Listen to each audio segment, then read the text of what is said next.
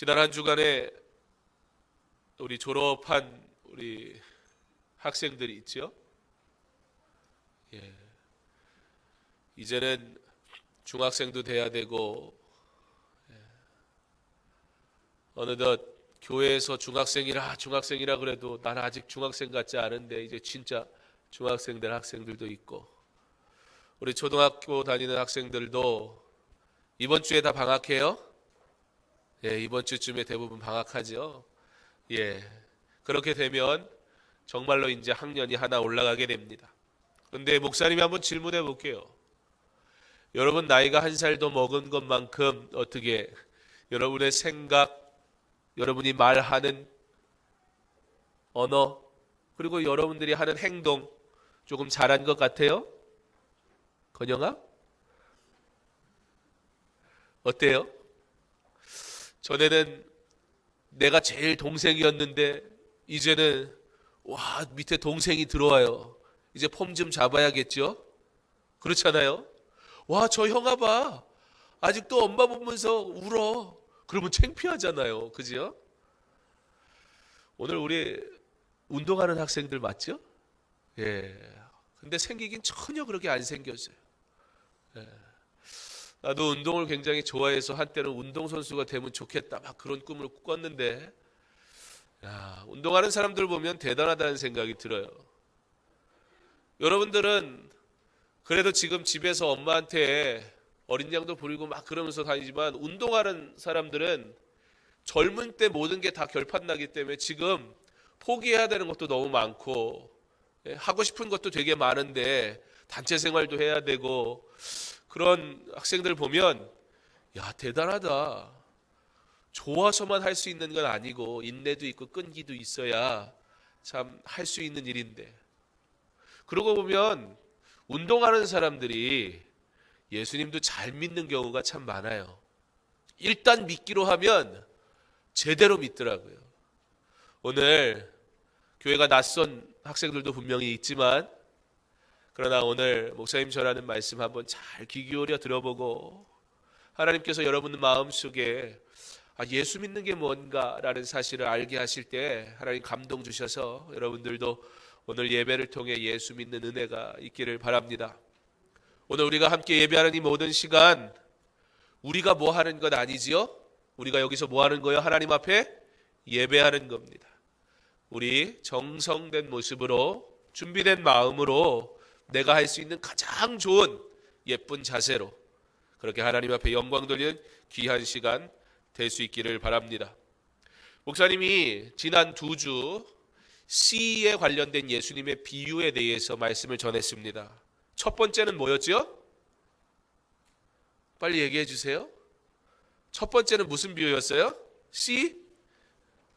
뭐 하는 거? 뿌리는 비유에 대해서. 그래서 우리의 마음이 어떤 마음과 같아야 했다고 그랬어요? 옥토. 말이 좀 어렵죠? 좋은 땅.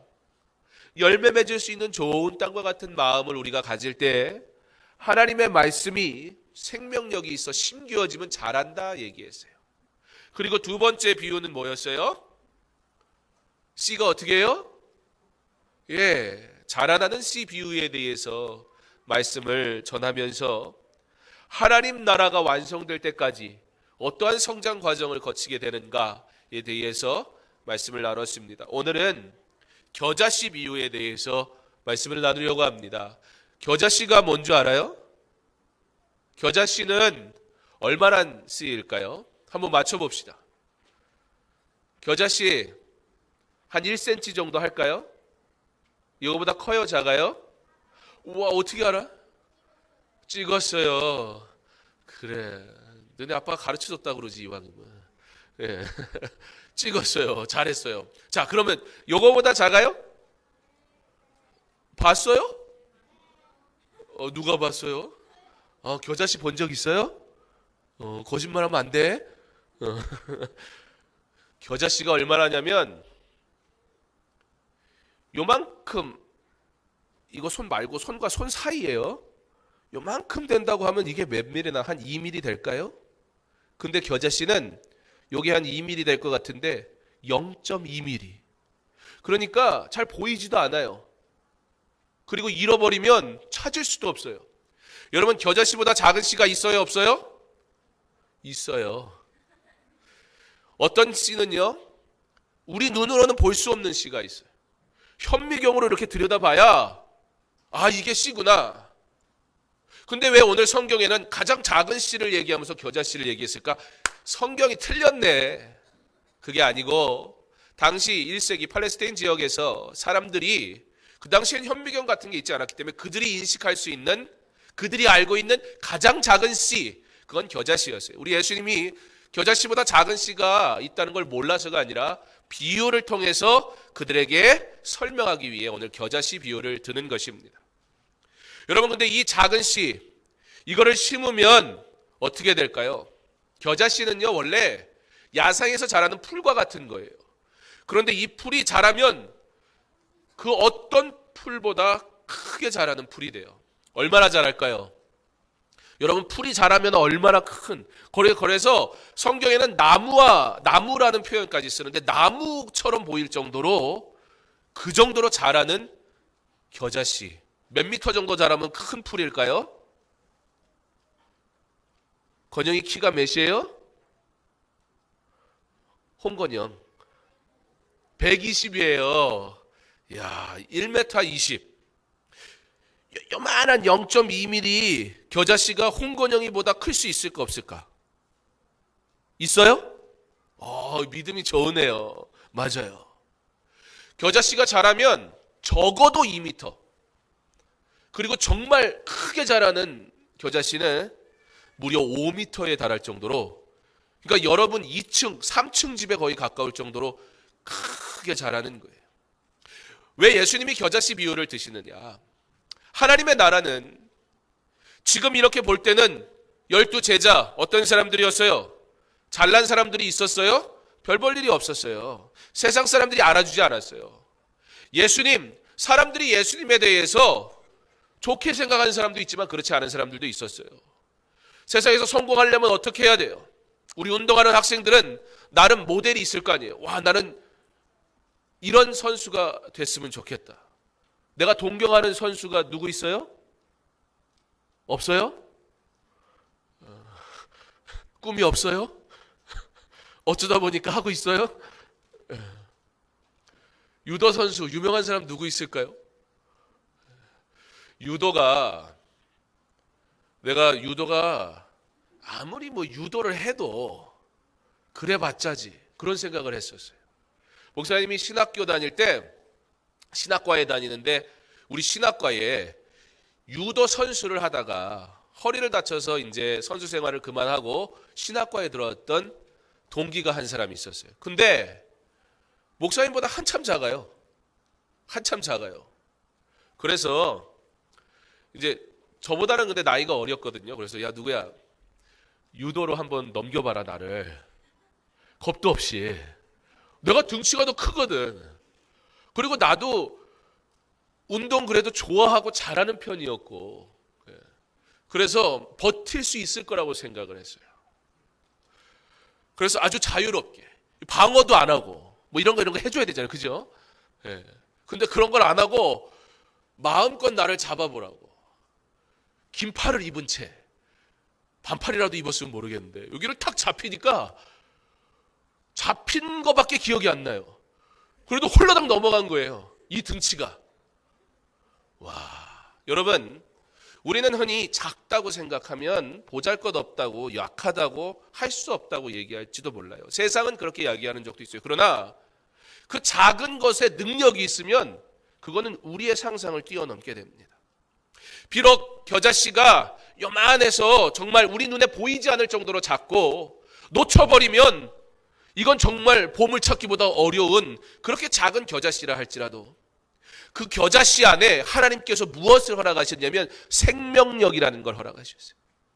그래서 땅에 심겨진 다음에 우리 눈엔 보이지 않는데 우리가 보기에는 겨자씨 없어졌네, 땅에 심기긴 한 거야, 겨자씨가 자라기는 하는 거야 라고 우리는 의심하는 그 순간에도 하나님은 그 겨자씨 안에 생명력을 허락하셔서 그 안에서 자라게 하시고, 나중에는 어느 정도 자라게 하시느냐, 이 작은 씨가 무려 5m나 될 정도로, 그래서 그 풀이 무성해서 새들이 날라와서 거기에 앉아서 그늘에서 안식을 취할 수 있을 정도로 겨자씨가 나중에 그렇게 풍성한 열매를 맺는다라는 비유를 통해 하나님의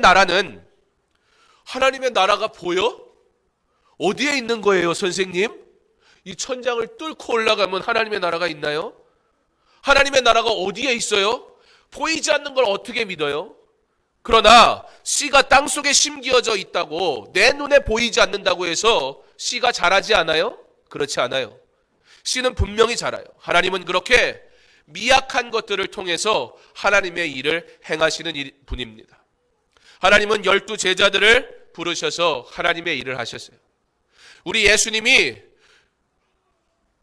12 제자, 우리 예수님이 막 인기 좋을 때 엄청 좋았거든요. 근데 예수님이 십자가에 달려 돌아가시고 부활하신 다음에 승천하시고 나서 이 세상에 예수님의 제자가 몇 명이 남았을까요? 한번 맞춰봅시다. 아는 사람. 여기 손든. 거기 12명은 있었어요. 그죠? 12명은 이제 사도가 됐어요. 그것도 맞아요. 그리고 나서 사도들을 통해 복음을 전하고 막 해서 마지막에 예수님 승천하실 때 몇 명이 모여가지고 예배드렸죠? 사도행전에 보면 선생님 쳐다보지 말아요. 알지만 안 알려줄 거예요 아마. 120명이 모여서 하나님 앞에 기도하는 모습을 우리 볼 수 있습니다. 고작 120명. 그런데 여러분 보세요. 온 세상에 기독교가 전파되지 않은 것이 없으며 하나님의 놀라운 일들은 지금도 여전히 일하고 있어요. 1888년 고종 때에, 우리나라도 왕이 있었잖아요. 고종 때에 금교령이라는 걸 내렸어요. 너희들 전도하지 마. 전도하면 죽어. 그랬어요. 여러분, 전도하면 죽인대요. 그럼 전도하면 돼요, 안 돼요? 돼요? 이야, 그래요? 내가 마음은 아프겠지만 아빠로서 그래도 꼭 그렇게 하세요. 그런데 그러면 위축이 돼서 복음이 증거 안 될 것 같은데 오히려 그때 한국에 왕이 전도하면 안 돼라고 말한 그때 오히려 그 해에 기독교 인구수가 5배가 늘어났어요. 그리고 나서 계속해서 확장되는데 1900년이 됐을 때 세례를 받은 사람이 200명이나 됐었고, 그리고 5년이 지났을 때 세례 받은 사람이 3600명이 됐어요. 그 후에 1만 명이 되고요. 1907년 평양 대부흥운동이 지나고 1910년이 됐을 때 파악했을 때 무려 14만 명의 그리스도인이 있었어요. 예수 믿으면 죽어 그랬는데 멈추지 않더라는 거예요. 그게 바로 하나님 나라의 비밀인 거예요. 우리가 믿는 하나님의 능력은 내가 가지고 있는 것에 제한되어 있는 분이 아니에요. 그러므로 여러분이 하나님을 믿을 때 내가 가진 지식으로 하나님을 믿으려 하는 것이 아니라 하나님의 말씀을 온전히 믿음으로 하나님의 능력을 믿을 때 하나님은 우리가 부족하지만, 제자들이 부족했지만 그들을 통해 하나님은 놀라운 일을 이루시는 분입니다. 사랑하는 우리 드림마을 귀한 하나님의 사람 된 여러분, 하나님의 나라는 그렇게 우리가 보기에 처음에는 시작이 미미했고 약한 것처럼 보였지만 그 안에는 놀라운 생명력이 있었고 지금 계속해서 확장되어 가며 우리 주님 다시 이 땅에 오실 때에 그 하나님의 나라는 완성될 것입니다. 그리고 예수를 믿는 자 누구든지 그 하나님의 나라에서 영원히 거하게 될 것입니다. 그러므로 여러분, 이 한 해 동안 살아갈 때 하나님을 믿는 하나님의 사람으로 이제는 좀 자신 있게 살았으면 좋겠어요. 하나님을 자랑하며 살았으면 좋겠어요. 그 하나님을 증거하며 살았으면 좋겠습니다. 여러분들은 잘 모르겠지만 지금 이 순간에도 온 세상에 수만 명의 사람들이 한 해에도 예수 믿는 것 때문에 죽임을 당합니다. 예수 전하는 것 때문에 죽임을 당하는 수많은 사람들이 있어요. 그럼에도 불구하고 그들은 그걸 멈추지 않아요. 제가 아는 선교사님도 얼마 전에 잡혀서 순교당할 뻔하다가 간신히 도망 나오셨어요. 그분과 함께 있던 4분이 순교당했어요. 중국 땅에 지금 복음 전하는 선교사님들을 잡아서 12명의 가정이 추방됐고, 그리고 또 지금 잡혀 있어서 취조당하고 있는 선교사님들이 계세요. 우리에게 주어진 이 복음이 너무나 자연스럽고 당연해서 우리는 내가 예배드려 주는 것이라 생각할지 몰라도 어떤 분들은 이 복음 때문에 목숨 걸고 예수를 증거하기도 합니다. 사랑하는 우리 선생님들, 부모 된 여러분, 자녀들에게 이 복음이 가벼운 것이 아니라는 사실을 꼭 가르쳐 줄 수 있기를 바랍니다. 이 복음이 우리에게 어떻게 주어진 복음인지 이 아이들에게 정말 목숨을 다해 가르칠 수 있기를 바랍니다. 우리 아이들이 복음이란 말을 들을 때 가슴이 뛰고 이 복음 때문에 내가 구원받았다는 그런 감격이 있는 아이로 가르칠 수 있기를 바랍니다. 우리 예수님의 십자가의 그 죽으심으로 여러분들을 구원하셨어요. 그 구원의 은혜 때문에 오늘 우리가 이곳에서 예배할 수 있는 것입니다. 그러므로 하나님을 온전히 예배하는 자, 하나님을 온전히 기뻐하는 자로, 그렇게 귀한 하나님의 사람으로 이 복음을 귀하게 여길 때, 이 복음은요 생명력이 있어서 능력이 있어서 내 안에 심겨질 때 나는 보잘것없지만 하나님이 자라게 하세요, 나를. 그리고 어떻게 해요? 겨자씨, 그 작은 겨자씨만한 게 이렇게 커져서 잎사귀에 그늘을 만들어주면 새들이 날아와서 그곳에서 안식을 취하게 되듯이, 여러분이 보잘것없는 사람이 아니라 여러분이 예수 한 사람 믿는 것 때문에 오늘 예수님 한 명 믿으니까 친구들이 주르르르 왔잖아요. 그죠? 하나님이 계획하셔서 오신 줄 믿습니다. 괜찮아요. 운동하고 얼마나 피곤해. 자도 괜찮아요. 하나님이 우리를 통해서 놀라운 일을 하실 것을 기대하는 친구들에게 하나님은 여러분을 통해 놀라운 일을 행하실 줄 믿습니다. 하나님의 나라는 그렇게 지금도 완성되어 가고 있습니다. 바라기는 여러분들이 그 복음을 받고 그리고 그 복음을 증거하는 귀한 일을 감당해서, 와, 하나님이 나를 통해서도 사람이 죽게 돌아오게 하는구나, 여러분들이 그러한 은혜를 경험할 수 있기를, 그 예수님을 통해 예수 믿는 기쁨을 누릴 수 있기를 주님의 이름으로 축원합니다. 하나님, 오늘 이 시간엔 처음 나온 친구들도 있습니다. 오늘 이 자리에 우리 어린아이들부터 어른에 이르기까지 같은 마음으로 하나님 앞에 예배하는 자로 모였습니다. 내게 주어진 이 하나님의 복음이 마치도 당연한 것처럼 여기고 내가 하나님 앞에 귀한 시간 내서 예배 드려주는 줄 착각했던 우리의 모습을 용서하시고, 하나님 나라의 복음, 이것이 내게 얼마나 귀한 것인지 바로 알게 하셔서 그 복음이 생명력 있어 우리 마음이 옥토와 같아 심겨짐으로 자라게 하실 때에 하나님 크게 자라게 하시고, 작은 믿음이었지만 겨자씨와 같이 큰 나무가 되게 하셔서 우리 친구들의 귀한 성장 때문에, 열매 맺음 때문에 예수를 알지 못하는 많은 이들이 우리 친구들을 통해 예수님을 알며 평안을 누리고 안식을 얻을 수 있는 귀한 하나님의 사람들로 변화되게 하여 주시옵소서. 감사하며 예수님 이름으로 기도합니다. 아멘.